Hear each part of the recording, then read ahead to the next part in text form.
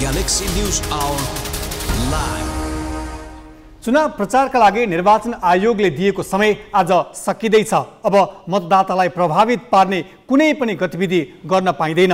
यस अवधिमा कसैको पक्ष वा विपक्षमा वातावरण बनाउन निषेध गरिएको छ। स्वतन्त्र र शान्त वातावरणमा मतदाताले निर्णय गर्न पाउन् भनेर मौन अवधि तोक्ने गरिएको हो।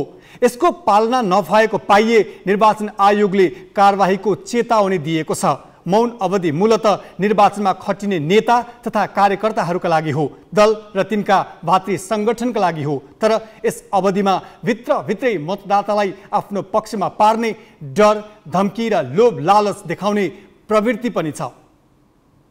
अहिले नै पनि कतिपय ठाउँमा भोज भतेर चलिरहेका छन्। मैदानबाट उम्मेदवारलाई पछि हट्न दबाव र धम्की दिइँदैछ। यस्ता गतिविधि रोक्न निर्वाचन आयोगको भूमिका निकै कमजोर देखिएको छ। यसले मौन अवधिमा राजनीतिक दल, उम्मेदवार र स्वयं सरकारी पदाधिकारी समेत चलखेलमा सक्रिय भइरहने र सक्रिय बन्नुपर्ने आयोग चाहिँ मस्त निन्द्रामा पर्ने त होइन भन्ने आशंका बढाएको छ। ग्यालेक्सी न्युज आवरमा आज हामी मौन अवधि अघिका दृश्य र मौनताका नियममा केन्द्रित हुनेछौँ। यस्तै डडेलधुरामा प्रधानमन्त्री शेरबहादुर देउबा र उनकै पूर्व सहयोगी कर्ण मल्लको रोचक चुनावी सङ्ग्राम अनि दक्षिण एसियाली खेलकुदमा नेपाललाई स्वर्ण दिलाएकी खेलाडी सञ्जु चौधरीको अधुरो सपना सम्बन्धी सामग्री पनि हामीसँग हुनेछन्।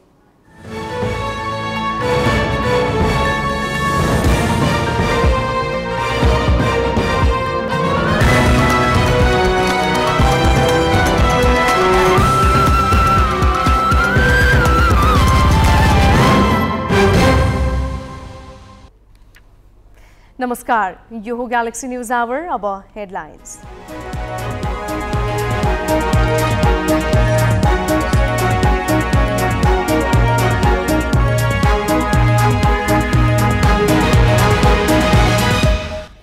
मतदाता फकाउन नेताहरूका अपत्यारीलाई आश्वासन। सुदूरपश्चिमको राजधानी डडेलधुरा सार्ने देउवाको दाबी।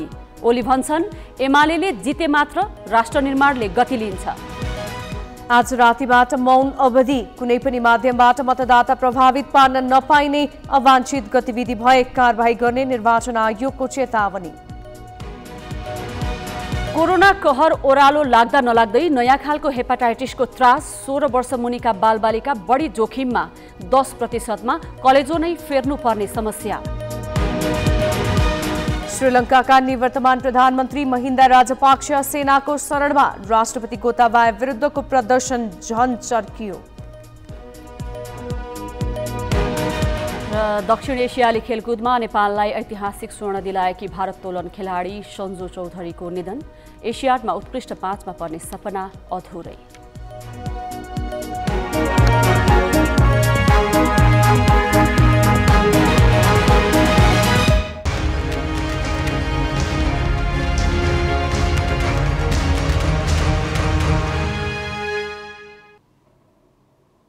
स्थानीय तह निर्वाचनको मौन अवधि सुरु हुन अब 4 घण्टा मात्रै बाँकी छ। मत माग्ने अन्तिम दिन काठमाडौँ महानगरपालिकाका मेयर, उपमेयर तथा वडा तहका प्रत्याशीहरू दिनभर जसो मतदाताका घर दैलोमा व्यस्त रहे।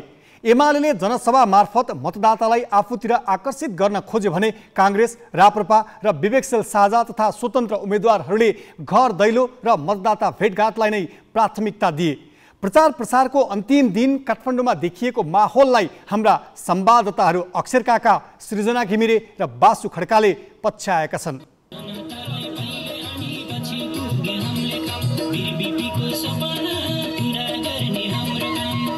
स्थानीय तह निर्वाचन अन्तर्गत मतदानको समय नजिकिँदैछ र मौन अवधि सुरु हुन अब केही घण्टा मात्रै बाँकी छ। यो अन्तिम समयमा मतदातालाई आफूतिर आकर्षित गर्न उम्मेदवारहरूलाई भ्याइ नभ्याइ छ।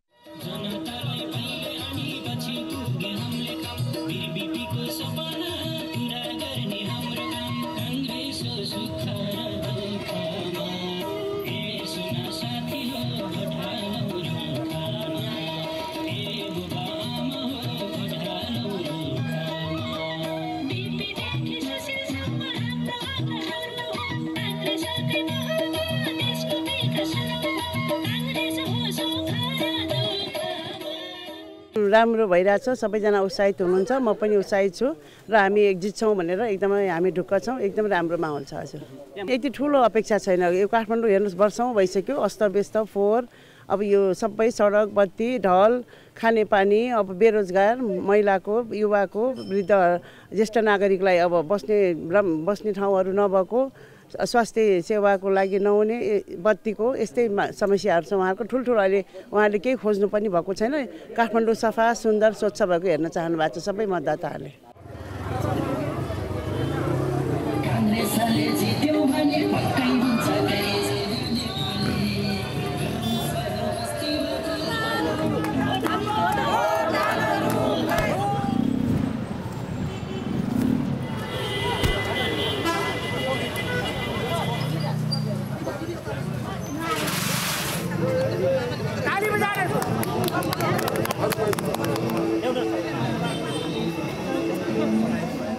अब घर दैलोमा आउँदा उम्मेदवारहरू आउँदा खुसी त खुसी लाग्छ होइन, तर अब घर दैलोमा चुनावमा मात्रै होइन, अब बाँकी अब चुनाव जितेर गइसकेपछि पनि घर दैलोमा आउनुपर्छ। जनताको समस्यालाई के कस्तो रहेछ, आफ्नो क्षेत्रमा चाहिँ होइन के कहाँ सुधार गर्नुपर्ने रहेछ, जनतालाई कस्तो खालको सुविधा दिनुपर्ने रहेछ भनेको जनताको माया पाउनको लागि चाहिँ चुनाव जितेर गएपछि पनि आउनुपर्छ जस्तो लाग्छ मलाई चाहिँ। अब हारे पनि जिते पनि जनतासँग नजिक भइरहनुपर्छ।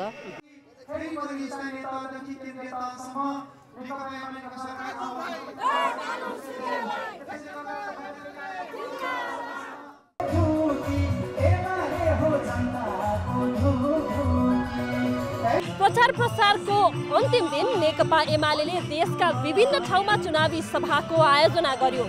काठमाडौँका हकमा पनि यहाँका उम्मेदवारहरूले घर दैलो कार्यक्रम गरे, तर आज अन्तिम दिन भएकाले आफ्नो शक्ति चुनावी सभा मार्फत नै देखाउने भनेर काठमाडौँमा भने चुनावी सभाको आयोजना गरियो।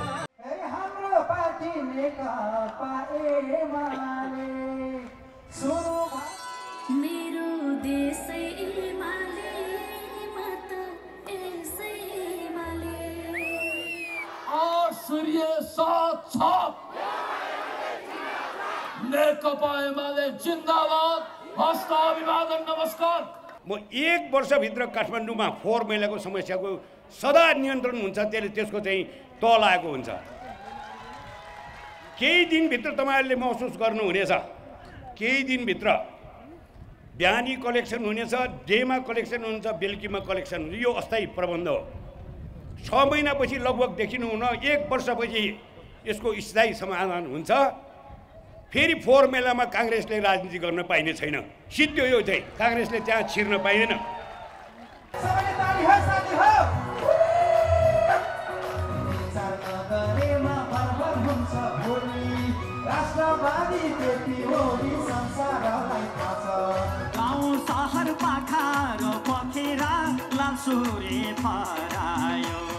अहिले जुन यो पार्टी उठिरहेछ नि, काङ्ग्रेस भनौँ, एमाले भनौँ, अब समाजवादी भनौँ, जसपा भनौँ होइन, उनीहरू भए पनि उनीहरूको योजना नै पुरानै छ, नयाँ केही पनि छैन। अब यहाँ भनौँ न, यो राजनीतिमा भ्रष्टाचार मुख्य कुरा। भ्रष्टाचार एकजनाको भ्रष्टाचार होइन, तपाईँको पुरा सिस्टम नै भ्रष्टाचार। मुनि पिउनदेखि लिएर माथिसम्म र राजनीतिक दलका अध्यक्षदेखि लिएर साधारण कार्यकर्तासम्म भ्रष्टाचार छ।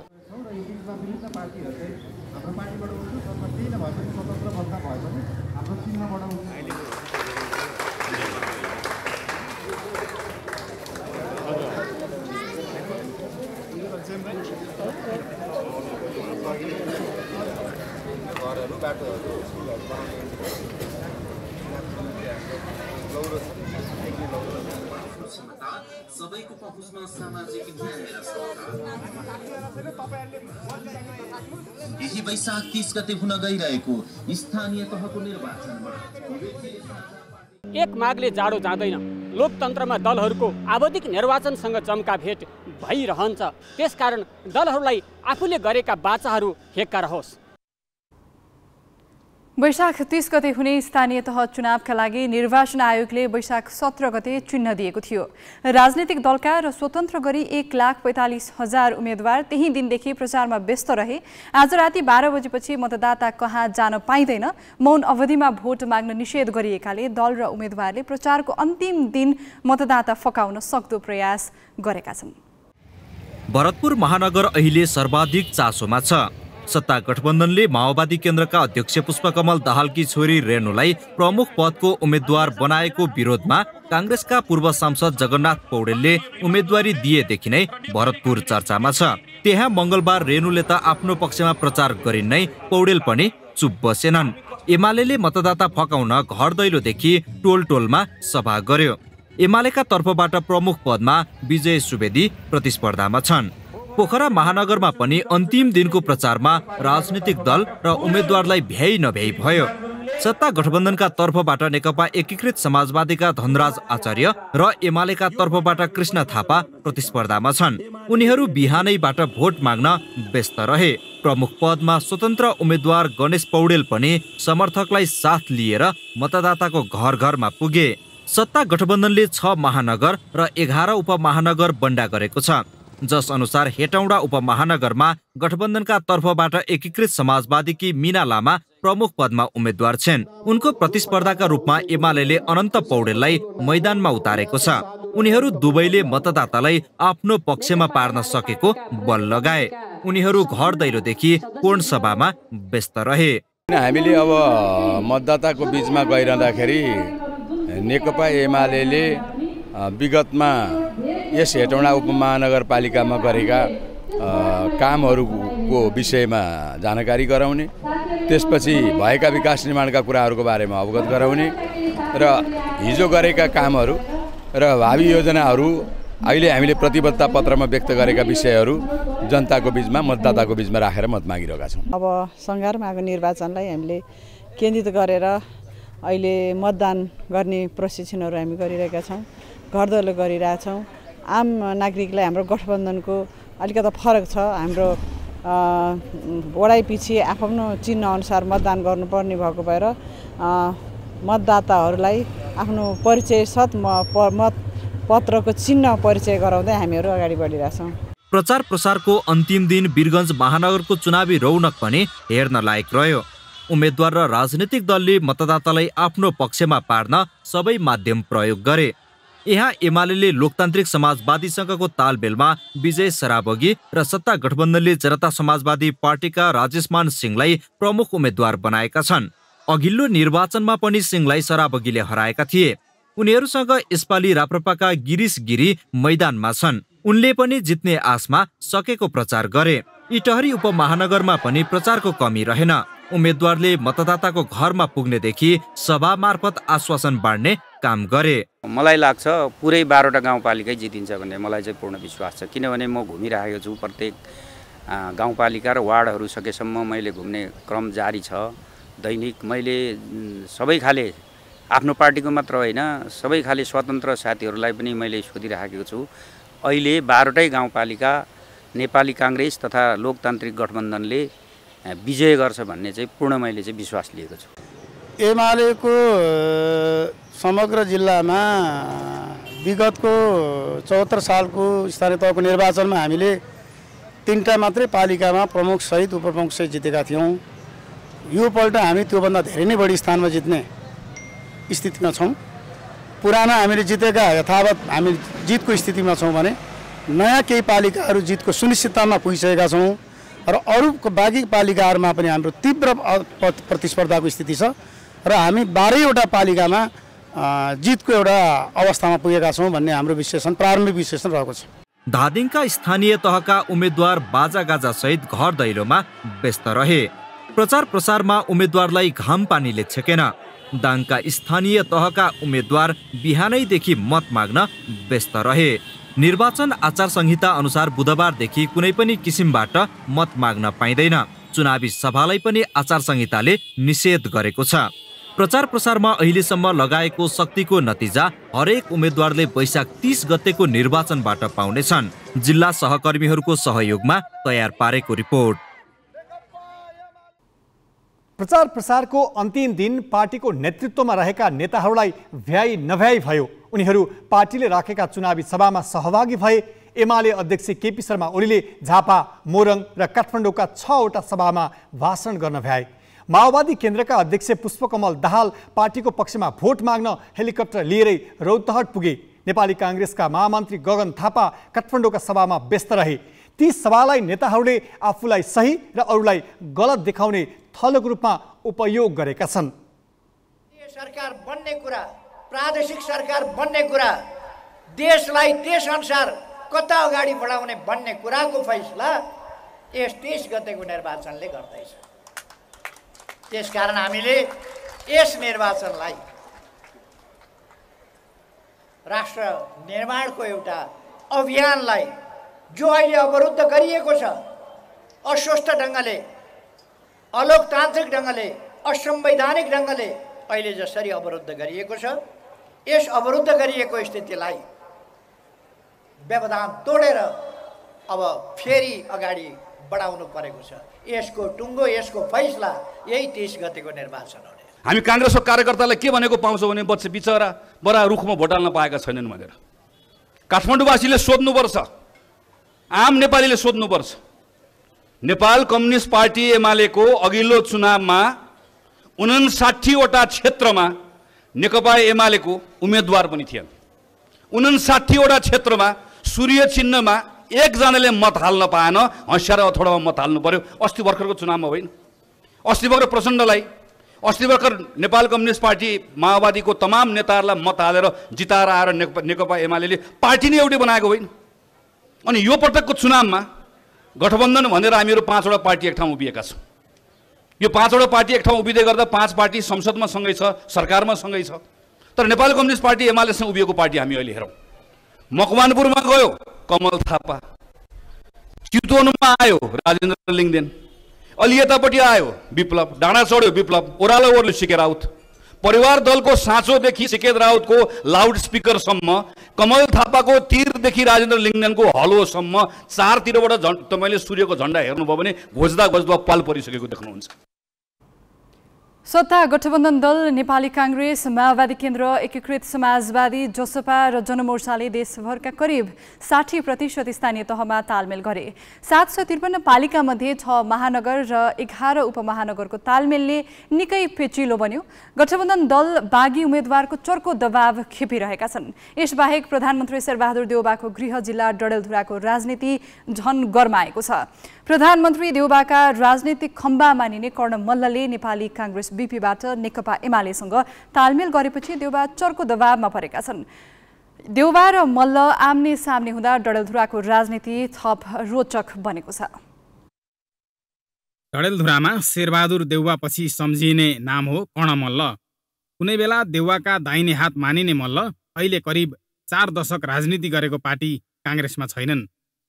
14औं महाधिवेशनबाटै उनलाई पाखा लगाउन भएको प्रयास स्थानीय निर्वाचनसम्म आइपुग्दा सफल भयो। स्थानीय निर्वाचनमा काङ्ग्रेस बीपीबाट एमालेसँग तालमेल गरेको आरोपमा मनोनयन दर्ताको भोलिपल्ट वैशाख 13 गते उनलाई साधारण सदस्य समेत नरहने गरी हटाइयो। तर पूर्व जिल्ला सभापति कर्णमाथिको कारबाही काङ्ग्रेसका लागि निकै महँगो परिरहेको छ। डडेलधुराका 7 स्थानीय तहको नतिजा फुत्किन सक्ने त्रासमा छन् देउवा। मङ्गलबार डडेलधुराको बस पार्कमा आयोजित चुनावी सभामा मतदाता फकाउन डडेलधुरालाई प्रदेश राजधानी बनाउने सम्मको आश्वासन बाँड्नुले पनि देउवा निकै दबावमा छन् भन्ने स्पष्ट पार्छ। पहिले बोलेका बाचाहरू पुरा गरी छोड्नेछु। यो यहाँ सदरमुकाम प्रदेशको राजधानी किन भएर डल्ला भन्ने कुरा उठाएको रहेछ थाहा पाएँ मैले। यहाँ चाहिँ सभा हल पनि थिएन, डोटीमा पनि सभा हल छैन। के गर्ने, सभा हल कमसेकम चाहिने धनगढीमा छ अस्थायी सभा हल छ, त्यहाँ अस्थायी भए पनि त्यहाँ चाहिने सभा सञ्चालन गर्ने भनेर निर्णय गरेको हो। यदि डरलाग्दो कुरा यहाँ चाहिँ त्यस्तो भयो भोलि खण्डकमा 2 वर्ष पछाडि पनि सर्न सक्छ, 3 वर्ष पछाडि पनि राजधानी सर्न सक्छ। यति मात्र होइन, प्रधानमन्त्री देउवाले पश्चिम सेती परियोजना बनाउन भारतीय प्रधानमन्त्री नरेन्द्र मोदीको आसन्न लुम्बिनी भ्रमणमै कुरा गर्नेदेखि कुइलेकमा विमानस्थल निर्माण, मेडिकल कलेज सञ्चालन लगायतका आश्वासन बाँडे। केही दिन अघि मात्रै प्रधानमन्त्री पत्नी आर्जु राणाले काङ्ग्रेसले नजितेका स्थानीय तहमा बजेट नपठाउने धम्की दिएकी थिइन्। देउवा वैशाख 30 गते गन्याबधुरामा मत खसालेर मात्रै काठमाडौँ फर्किनेछन्। मल्ल भने देउवाको राजनीतिक भविष्यमै धक्का पुग्ने गरी हारको स्वाद चखाउन मरिमेटेरै लागेका छन्। मतदाता फकाउने देउवा र धम्क्याउने आर्जुको शैलीको प्रतिवाद गर्दै उनी मतदातालाई आकर्षित गर्ने प्रयास गरिरहेका छन्। एउटा चुनाव एउटा मत सूर्यमा अर्को मत हँसी अटोमा हालेनौँ भने काङ्ग्रेस बर्बाद हुँदैछ भनेर मतदाताका बीचमा आफूले अपिल गर्नुहुन्छ। एउटा मत कलममा दिएन भने काङ्ग्रेस बर्बाद हुन्छ भनेर आफ्ना अभिव्यक्ति जनताका बीचमा दिनुहुन्छ र तिनी मुलुकका सर्वोच्च शिखर मुलुकका सम्मानीय प्रधानमन्त्रीज्यू हाम्रो आदरणीय नेता सिधै गन्याधुरा र डडेलधुरामा आएर के भन्नुहुन्छ, यो पालि रूपमा मत दिएन भने सम्पूर्ण काङ्ग्रेसको सर्वनाश हुन सक्ने अवस्था छ भनेर अपिल गर्नुहुन्छ। सँगसँगै यी अभिव्यक्तिबाट हामीले नेपाली जनतालाई कसले झट्क्याइराखेको छ, कसले धोकाधडीमा हाल्ने प्रयास गरिराख्नु भएको छ भन्ने कुरा छर्लङ्ग हुन्छ। काङ्ग्रेस बीपी र एमाले डडेलधुराका 7वटै स्थानीय तहमा चुनावी तालमेल गरेका छन्। सदरमुकाम अमरगढी नगरपालिकामा बीपी काङ्ग्रेसले प्रमुखमा र एमाले उपप्रमुखमा उम्मेदवारी दिएका छन्। सत्ता गठबन्धनमा कुरा नमिल्दा काङ्ग्रेस एक्लै मैदानमा छ। 2074 सालको स्थानीय चुनावमा 4वटा काङ्ग्रेसले, 2वटा एमाले र 1 पालिका माओवादीले जितेका थिए। डडेलधुराबाट शेरबहादुर भण्डारीको सहयोगमा डीआर आचार्य, ग्यालेक्सी फोके, काठमाडौँ। अबको केही घण्टापछि मौन अवधि सुरु हुँदैछ। दल र उम्मेद्वारका अन्तिम चुनावी घर दैलो र प्रचार प्रसारका विषयमा थप जानकारी दिन पर्साबाट संवाददाता जियालाल शाह सम्पर्कमा छन्। जियालालजी, वीरगञ्ज महानगरको समग्र चुनावी माहौल कस्तो छ?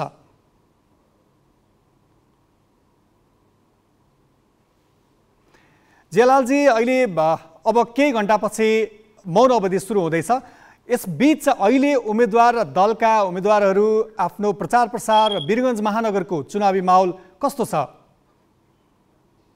पक्कै पनि नवराजी, पर्सा जिल्लाको चुनावी माहौल अहिले गर्मागर्म अवस्था छ। यहाँ चाहिँ हरेक उम्मेद्वारहरूले आज अन्तिम दिन, आज चुनावको प्रचार प्रसारको अन्तिम दिनमा अहिलेसम्म पनि चुनाव प्रचार प्रसारमा लागेका छन्।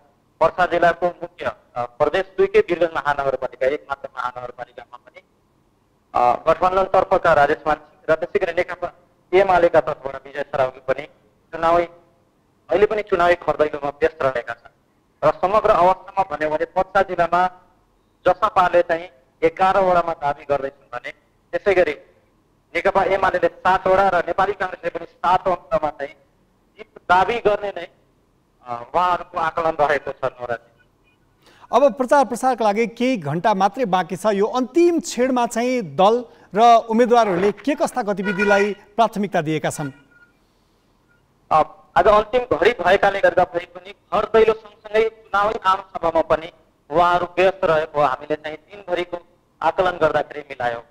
नेकपाका एमाले त नगरकै प्रमुख आदर्श नगरमै चाहिँ उहाँले ईश्वर पोखरेल नेकपा एमालेका प्रमुख उपाध्यक्षलाई उपस्थित गराएर उहाँले चाहिँ कार्यक्रम गराउनु भएको थियो भने त्यसै गरी राजेश मान सिंहले घर दैलोमा जुन ग्रामीण भेग पर्छ त्यो ग्रामीण भेगको घर दैलोमा पनि उहाँहरू व्यस्त हुनुहुन्थ्यो। त्यसै गरी राप्रपाबाट पत्रकार तथा लेखक गिरीश गिरी पनि उहाँ दिनभरि ग्रामीण भेगको घर दैलोमा व्यस्त रहेको हामीलाई चाहिँ समाचार प्राप्त भएको छ। नवराज जयलालजी, यो मौन अवधि सुरु भएपछि दल र उम्मेद्वारले गर्न नहुने विभिन्न खालका गतिविधिहरू निर्वाचन आयोगले तोकेको छ। यसबीच नै सबैभन्दा धेरै आचार संहिताको उल्लङ्घन भएका वा हुने गरेको पृष्ठभूमि हामीले विगतका निर्वाचनमा देखेका छौँ। यसबीचको यो अवधिलाई निहाल्नका लागि, अनुगमन गर्नका लागि ती निर्वाचन आयोग र सम्बन्धित निकायको तयारी के कस्तो छ? पक्कै पनि निर्वाचन आचार संहिता विपरीत गर्ने कामहरू चाहिँ पर्सा जिल्लामा पनि रोकिएको छैन। व्यापक रूपमा चुनाव प्रचार प्रसारमा बाल बच्चाहरू बोकी पनि प्रचारलाई प्रयोग गरिएको छ भने कतिपय स्कुल ड्रेसमा पनि हामीले हेरेका छौँ झन्डा बोकेर चुनावी र्यालीमा सहभागी भएको छ। त्यसै गरी फेसबुकमा पनि जथाभावी रूपमा एकअर्काको आरोप लगाउने, त्यसै गरी तुच्छ बोल्ने खालको प्रवृत्तिहरू पनि हामीले फेसबुकमा देखिरहेका छौँ। महानगरमा व्यापक छ भने ग्रामीण भेगमा पनि कम्तीमा पनि मापदण्ड तोकिएको छ स्कुलहरूमा आमसभा नगर्नको लागि। त्यो आमसभा पनि र त्यसै गरी सभा सम्मेलनहरू पनि स्कुल, त्यसै गरी स्कुलको चौतारामा, सार्वजनिक जग्गाहरूमा चाहिँ गर्ने अवस्था छ। नवराजी, हस्, धन्यवाद। उनी थिए वीरगञ्ज सहकर्मी जियालाल शाह। स्थानीय तह निर्वाचनका लागि आज राति 12 बजेपछि मौन अवधि लागू हुँदैछ। निर्वाचन आयोगले स्थानीय तहको निर्वाचनमा मतदान सुरु हुनुभन्दा 48 घण्टा अघिदेखि मौन अवधि तोकेको हो। निर्वाचनलाई धाँधली रहित, स्वच्छ, निष्पक्ष भए मुक्त वातावरणमा सम्पन्न गराउन तोकिएको मौन अवधि मतदान नसकिएसम्म कायम रहन्छ। मौन अवधिमा के गर्न पाइँदैन त?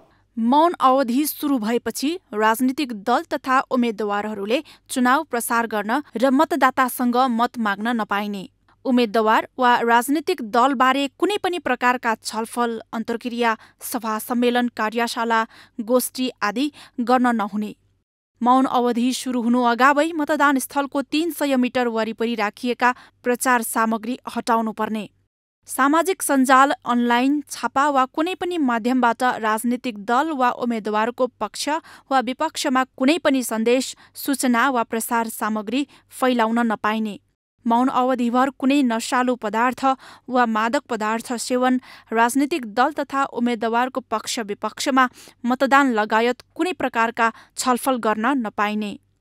आयोगले निर्वाचन आचार संहिता पालना भए नभएको अनुगमनका लागि खटेका टोलीले उल्लङ्घनकर्ता जोसुकै भए पनि कारबाही गर्न सक्नेछ। राजनीतिक दल र उम्मेद्वारले प्रचार प्रसारका क्रममा आचार संहिताको धज्जी उडाए। यसमा प्रमुख दल र त्यसमा पनि शीर्ष नेता अगाडि रहे।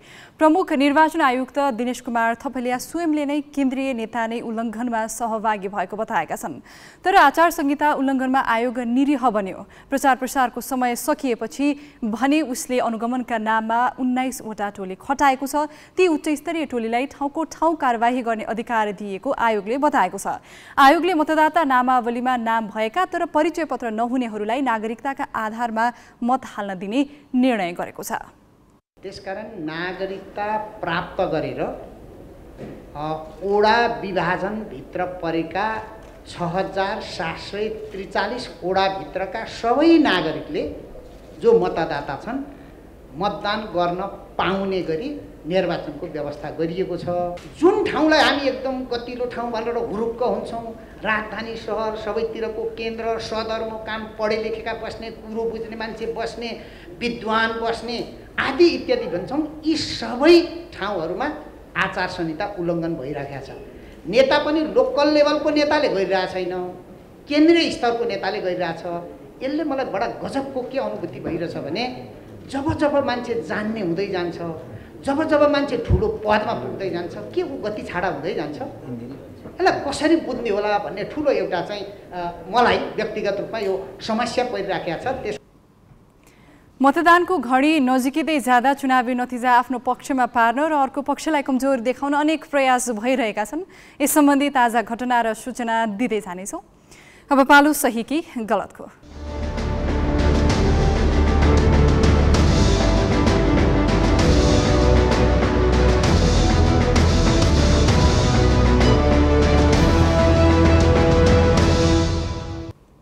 सही कि गलतमा हिजो हामीले सोधेको प्रश्न थियो, मौन अवधि सुरु हुनु एक दिन अघि गठबन्धन टुट्न सक्छ भन्ने माओवादी केन्द्रका अध्यक्ष पुष्पकमल दाहालको भनाई तपाईलाई कस्तो लाग्यो? ग्यालेक्सी एपमा सहीको पक्षमा 42% र गलतको पक्षमा 58% मत प्राप्त भएको छ। मत व्यक्त गर्नुहुने सम्पूर्ण दर्शकलाई धन्यवाद।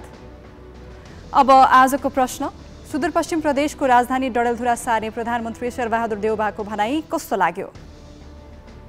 तपाईले आफ्नो मत ग्यालेक्सी 4K टिभी एपमा गएर राख्न सक्नुहुन्छ। यसको अन्तिम परिणाम भोलिको न्युज आवरमा प्रसारण गरिनेछ। Galaxy app Google play store र एप स्टोरबाट डाउनलोड गर्न सक्नुहुन्छ।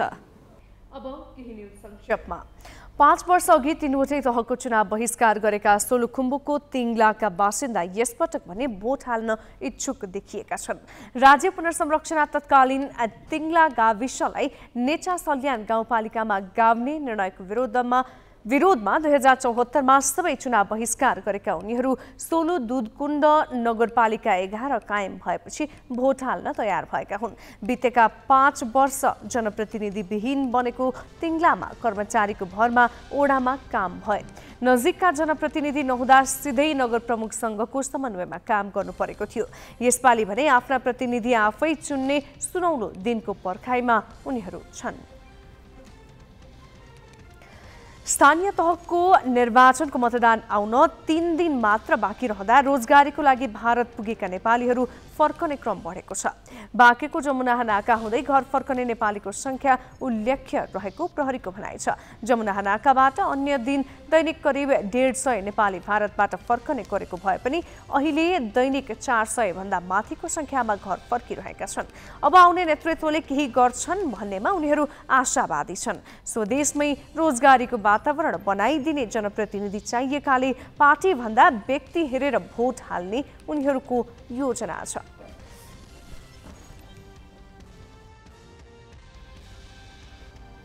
नवलपरासीको बर्दघाट नगरपालिकाका निवर्तमान नगर प्रमुख धीरज शर्मा बस्यालले जग्गा पाउन सुकुम्बासी समाधान आयोगमा निवेदन दिएका छन्। नेकपा एमालेबाट नगर प्रमुखका उम्मेद्वार समेत रहेका बस्यालले बर्दघाट नगरपालिका 10बाट आफू सुकुम्बासी भएकाले जग्गा पाऊ भनी आयोगमा निवेदन दिएका हुन्। आफू पदमा रहँदा नै सुकुम्बासी आयोगमा निवेदन पेश गरेको उनको भनाइ छ। बर्दघाटको उच्च माध्यमिक तहसम्मको अध्ययन हुने कुमुदिनी इङ्ग्लिस स्कुलका सञ्चालक रहेका बस्याल जग्गा कारोबारी हुन्। जग्गा खरिद बिक्री गर्ने हुँदा वडा नम्बर 10 मा रहेको खाली जग्गा आफ्नो नाममा पूर्जा निकाल्न सुकुम्बासी आयोगमा निवेदन दर्ता गराएको स्थानीयको आशंका छ। सप्तरीमा ग्रामीण यातायात सुदृढीकरण कार्यक्रममा 66 लाख रुपैयाँ भन्दा बढी भ्रष्टाचार गरेको आरोपसहित अख्तियारले 6 जना विरुद्ध मुद्दा चलाएको छ। सप्तरीबाट रूपनगर, सभानपुर, पथरी, घोगनपुर समेतका सडक खण्डमा कामै नगरी नियमित मर्मत सम्भार र रुख बिरुवा रोपेको देखाएर झुटा बिल भरपाईका भरमा 66,64,000 रुपैयाँ भ्रष्टाचार गरेको अख्तियारको अनुसन्धानले देखाएको छ। जिल्ला प्राविधिक कार्यालयका तत्कालीन प्रमुख राजकुमार गोइत, इन्जिनियर उग्रानन्द पाठक र लेखापाल छत्र बहादुर श्रेष्ठले भ्रष्टाचार गर्दा ठेकेदारसँग मिलेमतो गरेको अख्तियारको अभियोग पत्रमा उल्लेख छ। मुद्दामा ठेकेदारहरू भूपेन्द्र यादव, विजय कुमार यादव र ममता देवी यादवलाई पनि विपक्षी बनाइएको छ। कोरोनाको कहर ओह्रालो लाग्दा नलाग्दै हेपाटाइटिसको त्रास धेरै देशमा फैलिएको छ। यसअघि देखिएका कुनै पनि भाइरससँग नमिल्ने र अहिले के कारणले यो फैलिरहेको छ भन्ने पत्ता नलागेको यस समस्यासँग मिल्दाजुल्दा लक्षणका बिरामी नेपालमा पनि देखिएका छन्। बाँकी क्रान्ति शिखाबाट कोरोना संक्रमण केही मत्थर भइरहेका बेला अज्ञात कारणले फैलिन थालेको हेपाटाइटिस विश्वकै लागि चुनौती बनेको छ। गएको 1 महिनामा कम्तीमा 20 देशमा 16 वर्ष मुनिका बालबालिकामा अज्ञात कारणले हेपाटाइटिसको समस्या बढेको छ। बिरामी मध्ये 10% कलेजो प्रत्यारोपण गर्नु परेको छ। केहीमा कोरोना संक्रमण पनि पुष्टि भएको छ। नेपालमा पनि हेपाटाइटिससँग मिल्दा लक्षण भएका बिरामी देखिन थालेका छन्। केही कम हुँदा नहुँदै हेपाटाइटिसको समस्याले विश्वलाई तनाव दिन थालेको छ। हालसम्म 20 देशका 300 बालबालिकामा यो समस्या देखिसकेको छ। गत फागुन 17 गते स्कटल्यान्डमा 10 वर्ष मुनिका बालबालिकामा अज्ञात कारणले हेपाटाइटिस देखिएको थियो। त्यो फैलदै हाल युरोप, अमेरिका, बेलायत र दक्षिण पूर्वी एसियामा पुगिसकेको छ। के कारणले हेपाटाइटिस बालबालिकामा फैलिरहेको छ भन्ने पत्ता लागेको छैन। हाल फैलिरहेको virus हेपाटाइटिसको A, B, C, D र E मध्ये कुनै पनि कारणले नदेखिएको विश्व स्वास्थ्य संगठनले जनाएको छ। WHO ले अज्ञात कारण भनेको छ। तर हेपाटाइटिस देखिएका व्यक्तिमा कोरोना र एडिनो भाइरस देखिएको WHO ले जनाएको छ। 16 वर्ष मुनिका बालबालिकामा देखिएको हेपाटाइटिसले कलेजोमा क्षति पुर्याएको छ। तीमध्ये 10%मा कलेजो प्रत्यारोपण नै गरिएको छ। कतिपयमा हेपाटाइटिस देखिएको 15 दिनभित्रै कलेजो काम नलाग्ने भएको छ। नेपालमा समेत यस्तै भएका बिरामी देखिन थालेको चिकित्सक बताउँछन्। यस्तै एकजना 17 वर्षका किशोर वीर अस्पताल भर्ना भएका छन्। स्वास्थ्य विभागको एपिडियोमोलोजी तथा रोग नियन्त्रण महाशाखाले संघ र प्रदेश अन्तर्गतका अस्पताल, प्रतिष्ठान, निजी अस्पताल र मेडिकल कलेजलाई अस्पताल आएका बालबालिकालाई निगरानीमा राख्न निर्देशन दिएको छ। पब्लिकको लागि जन्डिस भनेको एउटै हुन्छ। त्यो कस्तो खालको जन्डिस हो, के हो भन्ने कुरा पब्लिकलाई थाहा हुँदैन।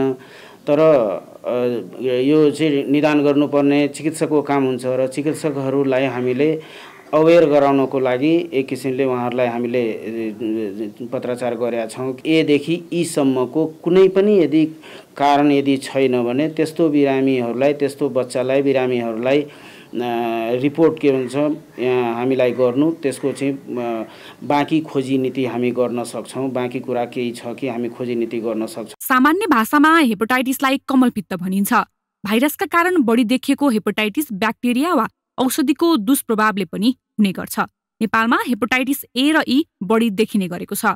फोहोर खानेपानी र प्रदूषित खानाका कारण यो भाइरस लाग्ने गर्छ। कलेजोमा समस्या पार्ने हेपाटाइटिस नेपालमा बढेमा उपचारका लागि जनशक्तिले थेग्न मुस्किल हुन सक्नेछ। पहिला स्वस्थ रहेको जुन बालबालिका थियो त्यसमा चाहिँ यो कडा खालको हेपाटाइटिस गराउने भन्ने चाहिँ योभन्दा अगाडि कहिले पनि जानकारीमा थिएन। त्यसले गर्दाखेरि अब यो एक प्रकारको सम्भावना व्यक्त गरिए तापनि यसको बारेमा अध्ययनहरूलाई निरन्तरता दिइरहेको भए तापनि यसको अरू हुन सक्ने सम्भावित कारकहरूको चाहिँ खोजी युद्ध स्तरमा चाहिँ अहिले भइरहेको अवस्था छ र अब यो जुन अहिले देखिएको छ कडा खालको हेपाटाइटिस बालबालिकामा यो चाहिँ अब अहिले कम्ती पनि हामीहरूको देशतिर अथवा दक्षिण एसियामा त्यस्तो अलि रिपोर्ट त गरिसकेको अवस्था छैन। तर यो भन्दैमा चाहिँ हामीले चाहिँ अब यो देखिया छैन, यो हामी कहाँ छैन भन्ने अवस्था पनि नरहेछ कि जस्तो लाग्छ। किनभने एकैपटक लगभग धेरै देशहरूमा चाहिँ यो देखिरहेको अवस्था छ। बालबालिकामा हेपाटाइटिसको समस्या कम गराउन सरकारले बच्चा जन्मिएको 6 देखि 14 हप्तामा 3 पटक हेपाटाइटिस बी को खोप दिन्छ। तर अज्ञात कारणले फैलिएको हेपाटाइटिस समस्याले भने चुनौती थपेको छ। क्यामेरामा विष्णु थापाका साथ प्रज्ञातिमल सिन्हा, ग्यालेक्सी 4K, काठमाडौँ। नेपालमा वर्षायाममा बढी देखिने हेपाटाइटिस ए र ई भाइरसको प्रभाव बढी छ। प्रदूषित खाना र पानीका कारण यो भाइरस बढी फैलिने गरेको पाइएको छ। तर समयमै पहिचान नहुँदा र गम्भीर समस्या भएपछि मात्र अस्पताल पुग्ने कारण धेरैले ज्यानै गुमाउँछन्। हेपाटाइटिसको समस्या नेपालमा कसरी बढिरहेको छ र नयाँ प्रकारको समस्याप्रति कसरी सचेत रहने भनेर हामीले वीर अस्पतालका कलेजो रोग विशेषज्ञ डाक्टर सुदाम्सु केसीलाई सोधेका छौँ। हेपाटाइटिस हुँदाखेरि साधारणतया डाक्टर कहाँ आउने चलन खासै देखिँदैन। किनभने हेपाटाइटिसमा सबैभन्दा पहिला देखिने लक्षण भनेको पेट दुख्ने, बान्ता आउने, खाना मन नलाग्ने, यो 3वटा देखिन्छ। यो 3वटा देख्दाखेरि लिभर स्पेसलिस्टका जाने चलन खासै छैन। हामी कहाँ साधारणतया मानिसहरू चाहिँ औषधि पसलमै जाने गर्छन्। त्यसपछि यो भाइरल हेपाटाइटिस अथवा यस्तो हेपाटाइटिस हुँदाखेरि जन्डिस देखिन्छ। यो जन्डिस देखिसकेपछि सबभन्दा पहिला मानिसहरू फेरि आयुर्वेदिक औषधि खानतिर लाग्छन् अथवा विभिन्न किसिमका अल्टरनेटिभ मेडिसिन्सहरू छ त्यहाँ जाने गर्छन्। त्यसले गर्दाखेरि हामी कहाँ यो नेपालमा रियल केसेसहरू कतिको छ भन्ने कुरा चाहिँ अहिलेसम्म मलाई चाहिँ थाहा छैन है। मेरो आफ्नो क्लिनिकल प्र्याक्टिसमा चाहिँ अब योसँग मिल्ने कुरा गर्ने हो भने अहिले एकजना वीर हस्पिटलमा भर्ना हुनुहुन्छ, 17 वर्षको केटा हुनुहुन्छ। उहाँलाई चाहिँ अब एक्युट भाइरल हेपाटाइटिसको सम्पूर्ण सिम्पटम्सहरू मिल्छ, ल्याब रेकर्ड्सहरू पनि मिल्छ। उहाँलाई त्यो एक्युट भाइरल हेपाटाइटिससँग एक्युट प्यान्क्रियाटाइटिस भन्ने पनि रोग छ देखिएको छ। अहिले चाहिँ इम्प्रुभ भइरहेको छ। तर त्यो भाइरस चाहिँ अब के हो भन्ने थाहा छैन। हामीले जुन थाहा पाउने हामी कहाँ नर्मल्ली हामीले हेर्ने भनेको hepatitis A, hepatitis E, hepatitis B र हेपाटाइटिस सी, यो चाहिँ नेगेटिभ छ। त्यसबाहेक अरू हेपाटाइटिसहरू हामी कहाँ हेर्न सकिने जुन अब टर्च भाइरस भन्छौँ त्यसमा होइन, टोक्सोप्लाज्मा, त्यसपछि रुबेला, हर्पिस सिम्प्लेक्स, यिनीहरू पनि हेरेका छौँ, त्यो पनि नेगेटिभ आएको छ। त्यसकारण सम्भवतः यो पनि त्यसमध्येको हुनसक्छ। नेपालमा पनि यो रोग फैलिएमा हालको जनशक्तिले धान्न नसक्ने चिकित्सकहरूले बताएका छन्। त्यसैले रोग फैलिन नदिन र फैलिहालेमा समयमै नियन्त्रण गर्न सरकारले जनशक्ति व्यवस्थापनमा ध्यान दिनुपर्छ। अब केही न्यूज संक्षेपमा।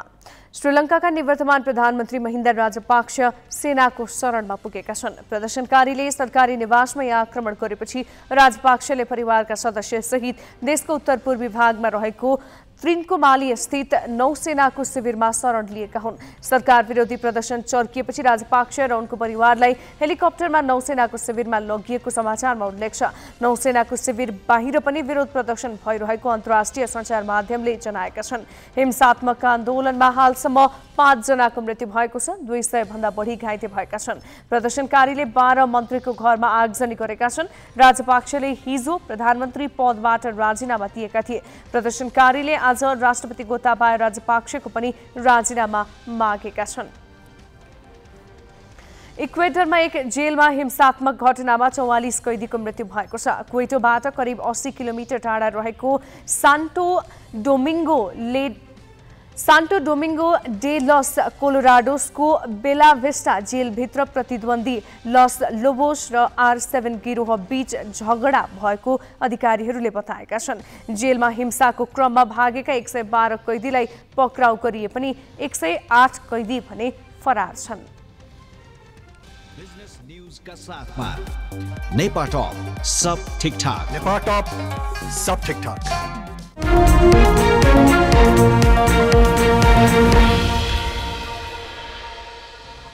व्यक्तिगत श्रम स्वीकृति पनि अब अनलाइन प्रणालीबाट हुने भएको छ। वैदेशिक रोजगार कार्यालय काठमाडौँले जेठ 6 देखि अनलाइन प्रणालीबाट मात्र नयाँ व्यक्तिगत श्रम स्वीकृति दिने भएको हो। माघ 2 देखि पुनः श्रम स्वीकृति र वैशाख 2 देखि संस्थागत श्रम स्वीकृतिको काम अनलाइनबाट मात्र दिने व्यवस्था गरिएको थियो, जसका कारण कार्यालयमा सेवाग्राहीको भिड निकै कम भएको छ।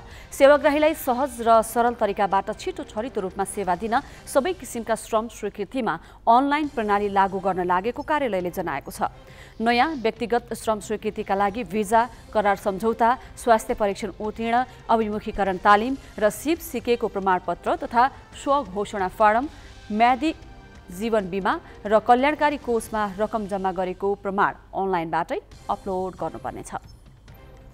शेयर बजार परिसूचक लगातार तेस्रो दिन बढेको छ। साताको तेस्रो दिन आज नेप्से 44 अङ्कले बढेर 2300 माथि पुगेको छ। बजार खुलेदेखि नै उकालो लागेको नेप्से अन्तिममा 2313 अङ्क कायम भयो। 13वटै समूहले नेप्से बढाएका हुन्। जलविद्युत समूहको सूचक सबैभन्दा धेरै 3.8% बढेको छ। आज 181 कम्पनीका लगानीकर्ताको सम्पत्ति बढेको छ। 9 कम्पनीका लगानीकर्ताले भने गुमाएका छन्। चुनावमा उम्मेद्वार तथा राजनैतिक दलले गरेको खर्च ब्याङ्किङ प्रणालीमा आउन थालेपछि त्यसको सकारात्मक प्रभाव बजारमा परेको विश्लेषण गरिएको छ। कारोबार रकम भने 1 अर्ब 35 करोड 66 लाख रुपैयाँमा सीमित भएको छ। भारोत्तोलनमा ऐतिहासिक स्वर्ण जितेर देशको शिर ठाडो बनाएकी सञ्जु चौधरी आफू भने सधैँका लागि चिर निन्द्रामा पुगेकी छन्। दक्षिण एसियाली खेलकुदमा नेपाललाई स्वर्ण दिलाएकी सञ्जु चौधरीको अधुरो सपना सम्बन्धी सामग्री नवराज पाण्डेबाट। राष्ट्रका लागि भारोत्तोलनमा ऐतिहासिक स्वर्ण जितेर देशको शिर ठाडो बनाएकी सञ्जु चौधरी आफू भने सधैँका लागि चिर निन्द्रामा पुगेकी छन्। 6 महिना अघि नेपाल प्रहरीको जागिरबाट राजीनामा दिएर गृह जिल्ला बाँकेको नेपालगञ्ज गई भारोत्तोलन प्रशिक्षणमा रहेकी उनी केही दिन अघि मात्रै एसियन गेम्स छनौटका लागि काठमाडौँ आएकी थिइन्। तर उनी अब आफै यो संसारबाट टाढिएकी छन्। उनको पार्थिव शरीरलाई आज केही बेर अन्तिम श्रद्धाञ्जलीका लागि राष्ट्रिय खेलकुद परिषदको प्राङ्गणमा राखिएको थियो। आजै उनको शव अन्तिम संस्कारका लागि नेपालगञ्ज लगिएको छ। जीवनका खुड्किलोमा भर्खरै बामे सर्दै गर्दा सञ्जुले सयौं किलोको वजन उठाइन्। त्यही वजनको बलमा नेपाली भारोत्तोलनमा उनले इतिहास रचिन्। दक्षिण एसियाली खेलकुदमा स्वर्ण जित्ने पहिलो महिला भारोत्तोलन खेलाडी बनिन्। राष्ट्रलाई ऐतिहासिक सफलता दिलाइन्। त्यो तकमाले उनी जस्ता थुप्रै खेलाडीलाई उज्यालो भविष्यको मार्ग देखाइदियो। तर जीवनको वजन उठाउँदा उठाउँदै उनी कमजोर बनिन्। आफ्नै जीवनको बाटोमा उनले पूर्ण विराम लगाइदिइन्। मंगलबार बिहानै नेपाली खेलकुदलाई स्तब्ध बनाउने गरी एउटा खबर बाहिरियो। उदयमान खेलाडी सञ्जु चौधरीको निधन। सत्य भए पनि जुन खबर अपत्यारिलो थियो। आइतबार साँझ प्रशिक्षक सञ्जय महर्जनको घरमा भएको भोजमा भारोत्तोलन परिवारकै जमघट थियो। हाँसी खुसी भोज खाएर सबै फर्किए। नेपालगञ्जबाट उनी एसियन गेम्स छनौट खेल्न काठमाडौँ आएकी थिइन्। केही दिनदेखि भने सञ्जु प्रशिक्षक महर्जनकै घरमा बस्दै आएकी थिइन्। बिहान अबेरसम्म ढोका नखोलेपछि प्रहरीको टोलीले ढोका फोड्दा सञ्जुले संसारबाट बिदा लिइसकेकी थिइन्। पोस्टमार्टम रिपोर्टले आत्महत्या पुष्टि गरेको छ। सायद उनी केही भन्न, कुनै दुःख पोख्न चाहन्थिन्। सायद सकिनन् र कहिल्यै नफर्कने बाटो रोजिन्। खुलेर चाहिँ उले केही पनि भनेन, तर she wanted to say something. अब हिजोको समय नै त्यस्तै थियो होइन। अनि कुरा हुँदाखेरि अब खासै केही पनि भनेन, तर life is a kind of boring to her भन्ने जस्तो कुरा गर्दै थियो। अनि अब डिपली त त्यसरी कुरा भएन। अनि जाँदाखेरि पनि अलिकति उसको आँखामा आँसु जस्तो थियो। अनि लास्ट टाइम त्यही नै बाई भनेर गयो भित्र, त्यही नै थियो। अब के भन्न चाहिरहेको थियो खै। उमेरले 22 मात्र टेकेकी सञ्जु उनले क्रिकेट र एथलेटिक्सबाट खेल जीवनको सुरुवात गरिन्, तर ती खेलले उनलाई तानेन। 7औं राष्ट्रिय खेलकुदबाट भारोत्तोलनलाई रोजिन्। भारोत्तोलनले उनको खुबी पहिचान गर्यो। पावर लिफ्टमा छुट्टै छनक प्रशिक्षकहरूले पाएका थिए। यिनै सानी सन्जुले भारोत्तोलनलाई साग सोर्नको गुण लगाइन्। ठुलो लस यो फुलफिल गर्न हामीलाई यस्तै खेलाडी बनाउनलाई फेरि 10 वर्ष लाग्छ, तर त्यस्तै पोटेन्सियल खेलाडी पाइन्छ भन्ने पनि ग्यारेन्टी हुँदैन। यो भनेको कहिलेकाहीँ कुनै प्रतिभाहरू निस्किने हुन्छ। त यी गरिमापूर्ण इतिहास बनाउने ती तारा आज हाम्रो अगाडि रहिन्। यो अहिले भन्न पनि हामीलाई कस्तो भने अब दास अलि जुन फुलमाला लगाइयो, श्रद्धाञ्जली दियो, विश्वासै लाग्दैन कि सी इज नोट हियर है। यो पटकको एसियन गेम्समा उनी प्रमुख दावेदार थिइन्। ग्यालेक्सी 4K सँग केही दिन अगाडि कुरा गर्दै उत्कृष्ट 5मा पर्ने योजना रहेको सुनाएकी थिइन्। भारोत्तोलन संघले पनि सन्जुलाई भविष्यको नक्षत्र ठानेको थियो। उनी नेपाली भारोत्तोलनकी सबैभन्दा मजबुत खेलाडी थिइन्। उनको ठाउँ अरूले लिन मुस्किल हुने भन्छन् पार्थ सारथी सेनगुप्ता। मैले आजको दिन किन देख्नु पर्यो भन्ने मलाई लागिरहेछ। म आफूलाई धिक्कार गरिरहेको छु। कति गुम्यो, के गुम्यो, यसलाई न हामी पैसाले तोल्न सक्छु, न अरू कुनै चिजले तोल्न सक्छु, न हामी त्यस्तो रिप्लेसमेन्ट इमिडिएट पाउन सक्छु। अनेकौं सम्भावनालाई आफै भित्र समेटेर सधैँका लागि निधाएकी सन्जुको पार्थिव शरीरमा राष्ट्रिय खेलकुद परिषदले राष्ट्रिय झण्डा उडाएर अन्तिम बिदाई गर्यो। उनी भित्रका सपना र सम्भावनाहरू पनि अब कहिले नभ्युजिने चिर निन्द्रामा पुगेका छन्। अलविदा सन्जु।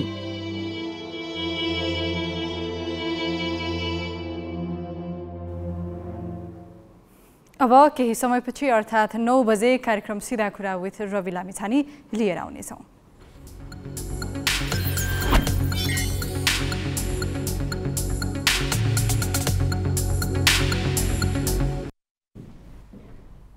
हामी ग्यालेक्सी न्यूज आवरको अन्त्यमा छौँ। जाँदै हेडलाइन्स।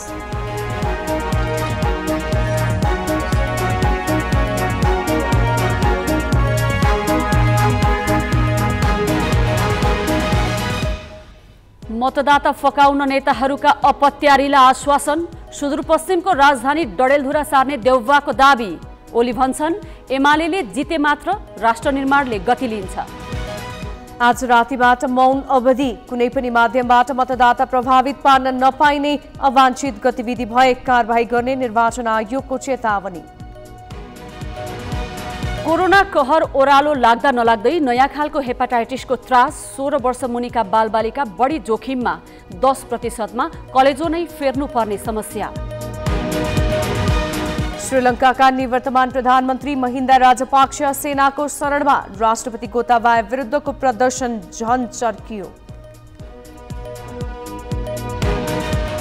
दक्षिण एसियाली खेलकुदमा नेपाललाई ऐतिहासिक स्वर्ण दिलाएकी भारोत्तोलन खेलाडी सन्जु चौधरीको निधन। एसियाडमा उत्कृष्ट 5मा पर्ने सपना अधुरै।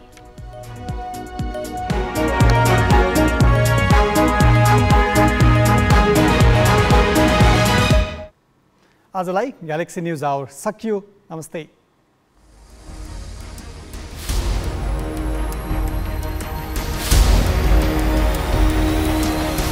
This is Galaxy News Hour Live.